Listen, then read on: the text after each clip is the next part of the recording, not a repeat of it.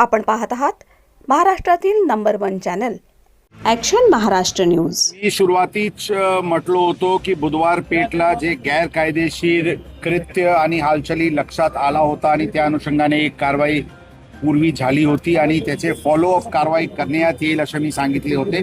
काल गोपनीय माहितीच्या आधारे परत या परिसरात ऑपरेशन राबवण्यात आला, ज्यामध्ये 22 विक्टिम्स यांची सुटका करण्यात आली। त्यामध्ये 11 बांगलादेशी महिला आढळून आलेली आहे।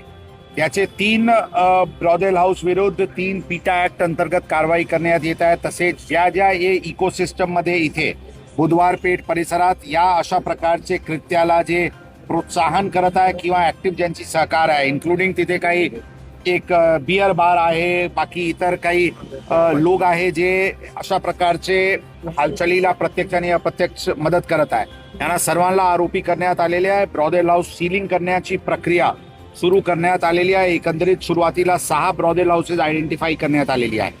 या बिल्डिंग्सचे पूर्ण बिल्डिंग प्लॅन्स व्हेरिफिकेशन आणि जे जे काही इलिगल आहे त्याचे डिमॉलिशन करण्याबद्दलची पत्रव्यवहार पण महानगरपालिका आयुक्त यांच्या सोबत करण्यात येणार आहे।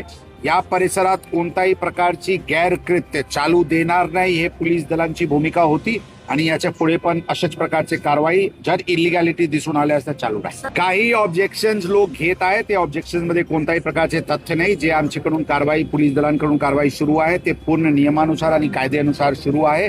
कोणत्याही प्रकारची इलिगॅलिटी या परिसरात चालू राहू देणार नाही आणि यावर आणखी पुढच्या काळात गरज पडल्या तर आणखी जोरात कारवाई होईल। आणि इथे या परिसरात काही लोक आयडेंटिफाई झालेले आहे जे अशा प्रकारचे बांगलादेशी महिलाला तिथून ट्रॅफिक करून इथे आणते। अशा प्रकारचे सर्व दलालांविरुद्ध पण गुन्हे दाखल करण्यात येत आहे आणि क्रिमिनल कॉन्स्पिरसीचे ऑफेन्स पण रजिस्टर करण्यात येत आहे आणि पूर्ण बारकाईने इन्व्हेस्टिगेशन सुरू आहे। आता त्याचे पूर्ण विस्तृत आढावा संबंधित अधिकाऱ्यांसोबत घेण्यात आलेली आहे आणि यामध्ये कायदेशीर कारवाई करण्यात येईल। पीटा ऍक्ट मध्ये 3-4 गोष्टी आहे जी इलिगल आहे। पीटा ऍक्ट मध्ये किंवा कायद्यामध्ये इलिगॅलिटी आहे running of a brothel house.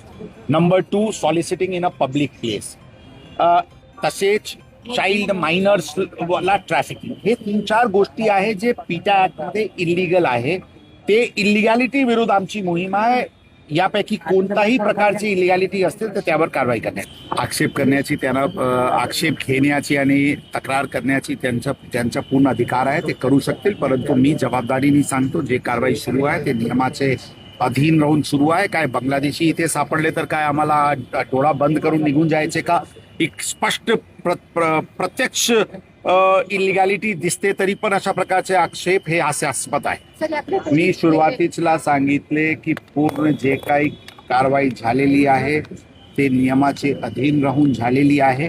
काही लोकांचे रिप्रेझेंटेशन प्राप्त झालेली आहे, ते रिप्रेझेंटेशनचे योग्य विचार करून याच्यावर कायदेशीर कारवाई करण्यात येईल। तर भारतीय विद्यापीठच्या संदर्भात एक सामूहिक बलात्काराची माहिती समोर आली आहे। काय कोणत्याही प्रकारची सामूहिक बलात्कारची घटना नाही है।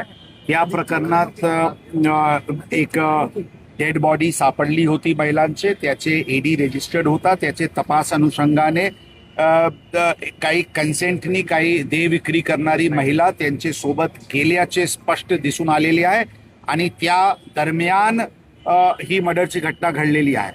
5-6 आरोपी आमचे ताब्यात आहे। मेडिकल रिपोर्टमध्ये कोणत्याही प्रकारचे बलात्कार किंवा इत्यादी असे कोणत्याही प्रकारचे कृत्य समोर आलेली नाही।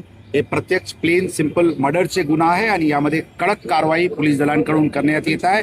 अत्यंत पुढाकाराने क्राईम ब्रांचची टीमनी इन्व्हेस्टिगेट करून हे पूर्ण प्रकरण उघडकीस आणलेले आहे। आपल्याला सांगितले 3 लोकांनी त्यांचे देह विक्री करणारे महिलांना घेऊन गेले होते। नंतर काही आणखी लोक आले होते जे म्हणून 6 आरोपी त्या केसमध्ये करण्यात आलेली आहे। परंतु यामध्ये कोणताही प्रकारची जे आपले प्रश्न होता गँगरेप अशा कोणत्याही प्रकारची गोष्टी तपासामध्ये किंवा मेडिकल रिपोर्टमध्ये समोर आलेली नाही। अशा प्रकारचे कंजेक्चर करणे योग्य नाही। जर सहमतीने झालं असेल तर त्याच्या मागचं कारण काय आहे? त्यांना ढकलून द्यावं लागलं त्या महिलेला आणि आता तपासमध्ये बाबी समोर येईल। आता इनिशियल इन्व्हेस्टिगेशन आहे ते नंतर कळवण्यात येईल। सत्य बातमीसाठी बघत रहा ॲक्शन महाराष्ट्र न्यूज।